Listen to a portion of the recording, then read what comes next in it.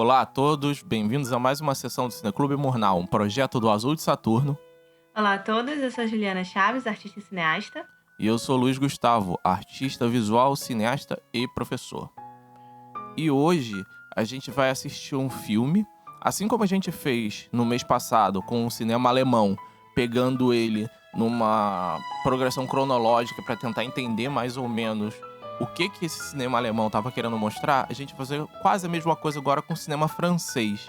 A gente não vai começar tão longe como a gente começou lá com o cinema alemão, porém a gente vai começar com um filme extremamente importante do início do cinema francês. A gente vai começar com um filme que é A Grande Ilusão, ou La Grande Illusion, de 1937. Ele tem 1 hora e 53 minutos, é um drama de guerra e a direção é do Jean Renoir.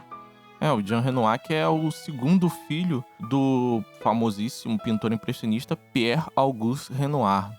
Ele nasceu ali em 1894, falece em 1979. O Renoir, aí no caso o filho, cineasta, ele chegou a ganhar um Oscar lá em 1975, pouco tempo antes dele morrer.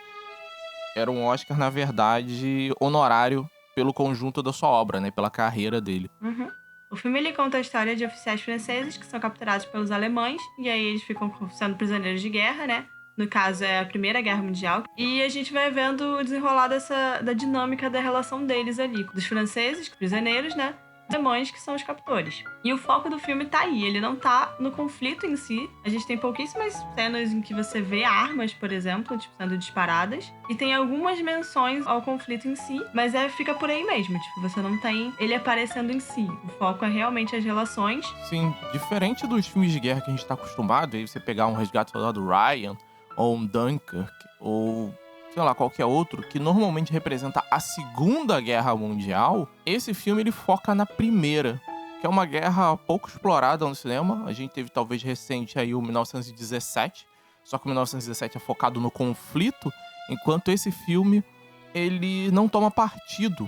Ele não diz se os franceses estão certos ou se os alemães estão certos, ou os ingleses mesmo que aparecem em alguns trechos do filme. O foco dele realmente, como você falou, tá nessa relação entre o soldado que capturou eles e eles, os prisioneiros. E essa relação de confiança que eles criam entre si. O oficial alemão, que tem como responsabilidade cuidar daquele pedaço ali onde estão aquelas pessoas presas, ele respeita e confia nos seus prisioneiros, mesmo sabendo que eles vão tentar fugir ou que tem alguma outra questão, né? Seria meio como se fosse uma ética ou uma confiança de guerra, né? Acho que também entra a questão do psicológico. E no final das contas, eles são todas pessoas que estão sendo forçadas a lutar, a ferir e a manter prisioneiro outras pessoas. Tanto que o sonho de fugir da guerra não é nem só fugir daquele campo de prisão, mas sim fugir da guerra mesmo, como é explicitado em vários momentos do filme, é dos oficiais franceses e é também do oficial alemão. Sim, eles querem que a guerra termine, né? Sim. Mas aí, eu também, ao mesmo tempo, tem algum momento que algum personagem do filme, que eu não vou me recordar o nome, fala que, mas essa coisa da guerra acabar é uma ilusão, né? E é uma coisa interessante, porque o nome do filme é A Grande Ilusão, né? A ilusão de que essa guerra vai acabar. E não a ilusão da fuga, como a gente poderia pensar, já que o grande plano do filme é fugir. Mas não é isso. E ele tem uma outra questão, que ele é de 1937. Em 39, estoura de fato a Segunda Guerra Mundial. E ele dizer que é uma grande ilusão você esperar que não haja uma guerra, tá aí dentro desse contexto temporal, né? Assim como a gente falou dos filmes anteriores lá do cinema alemão, que eles estavam imersos num contexto e num caldo histórico que levava a forma como aqueles filmes se apresentavam. Aqui a gente tem a mesma coisa. Só que, diferente da forma como os alemães contam as suas histórias, esse filme ele é bem mais leve. A própria imagem dele, ele é muito mais claro do que um filme do expressionismo, por exemplo. Sim. Ou o M, o Vampiro de Düsseldorf, que tá mais perto, né? Que é 6 anos antes. Mas eu acho que essa questão da luz e do fato dele ser claro tem a ver com a questão do impressionismo, né?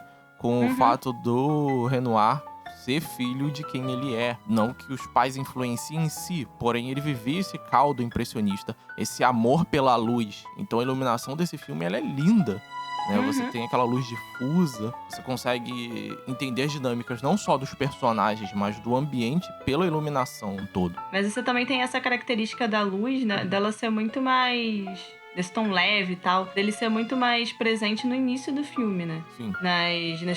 No primeiro lugar onde eles estão, eu não sei, parece que é um pouco menos rígido do que pra onde eles vão depois, né? E aí você tem muito mais brincadeiras acontecendo ali, muito mais piadas acontecendo. Talvez também porque eles estejam no início do momento que eles foram aprisionados, então eles têm uma esperança maior de que eles vão conseguir fugir. Então você tem vários momentos de que acontecem algumas piadas, né? Você tem o momento da peça, que eu acho que é o mais engraçado, né? Porque eles estão lá fazendo uma peça, aí eles estão preparando a peça, né? E que também faz parte da tentativa de fuga deles, né? Daí eles recebem a notícia de que a cidade lá foi tomada pelos alemães. E aí eles começam a ficar, mas será que vale a pena a gente fazer a peça agora? E o outro fala, não, agora a gente tem que fazer mesmo que é pra levantar o ânimo, que não sei o quê. E aí no meio da peça eles recebem a notícia de que a cidade foi retomada pelos franceses. E daí eles começam a cantar. Esqueci qual é o nome da música. Les Enfants de la Patrie. Então, eles começam a cantar o Les Enfants de la Patrie na frente dos alemães. E é isso aí. Essa parte é muito... É cômica, né? Você, no meio de um filme de guerra, tem uma parte que você ri tanto. Sim. E é diferente daquele humor que você ri,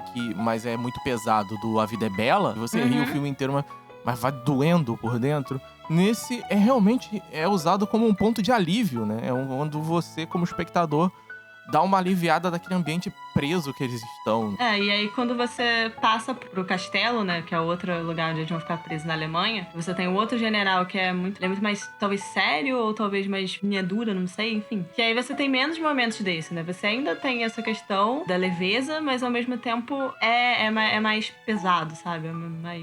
É um clima mais triste, talvez, mais cinza. Mais sombrio também. Por fato de ser um castelo, sabe? Traz esse peso junto. Sem falar que eu acho que também é o momento que eu acho que eles já começaram a perder a esperança de fugir, sabe? E a gente também tem uma outra coisa pra pensar, né? Porque o primeiro plano deles de fuga era cavar um túnel.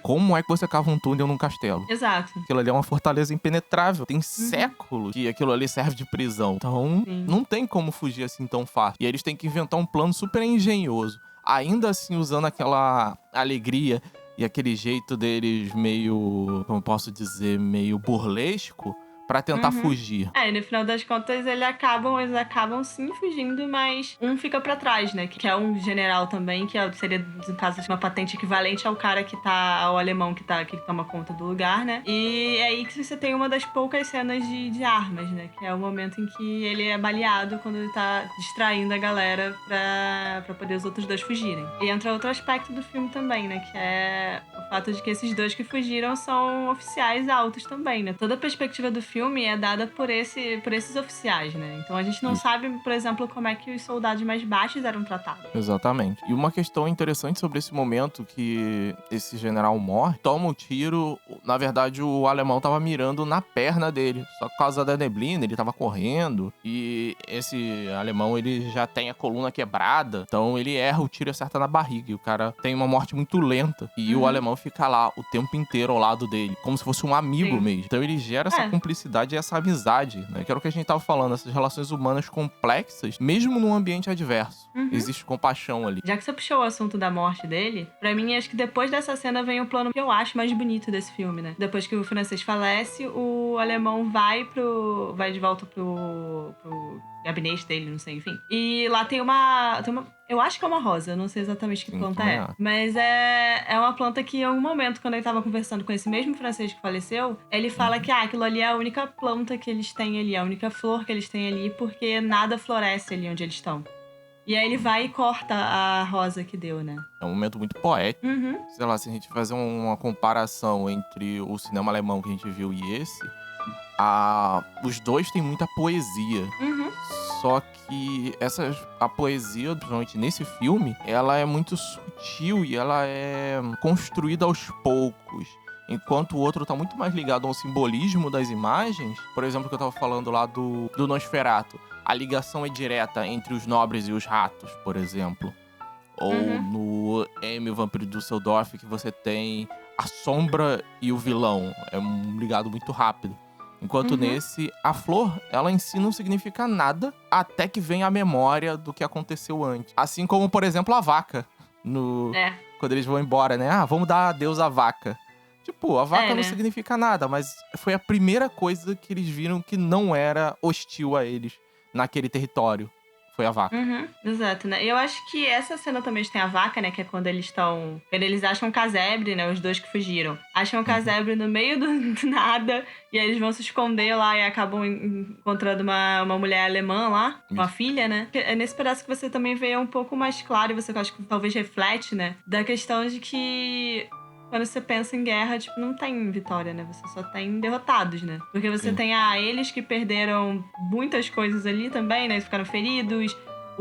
Você lembra do próprio general alemão falando de todos os problemas que ele teve, né? De todas as feridas no corpo, todos os... Ter ficado com... ter que usar um colete por causa da coluna, de ter o joelho ferrado, de ter tomado tiro, dos outros que morreram. Né? De ser queimado. Até então a gente tava vendo isso atingir os oficiais, né? Que são humanos, mas a gente esquece disso nesses momentos. A gente pensa neles como soldados. Mas aí você vê também o lado dos civis, quando você tem a figura dessa mulher, que ela começa a apontar nos quadros, mostrando pra eles nos porta-retratos, tipo, esse aqui é meu marido, morreu não sei aonde, na guerra, né? Esse aqui é meu pai, esse aqui é meu irmão. Todos eles faleceram na guerra. E aí ela vira, agora sou só eu e minha filha, a mesa tá muito grande, né? Que é uma mesa enorme e só a menininha sentada. Sim, porque era uma família muito grande. Mas um peso também grande nessa cena é que cada um que ela aponta e fala que morreu na batalha tal, na qual foi uma das nossas maiores vitórias. Exato. Mas pra ela não foi uma vitória. Ela perdeu alguém da família.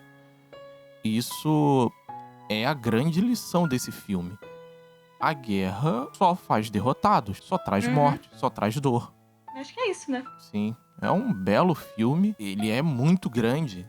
Ele é um filme humano, um filme bonito, um filme que tem...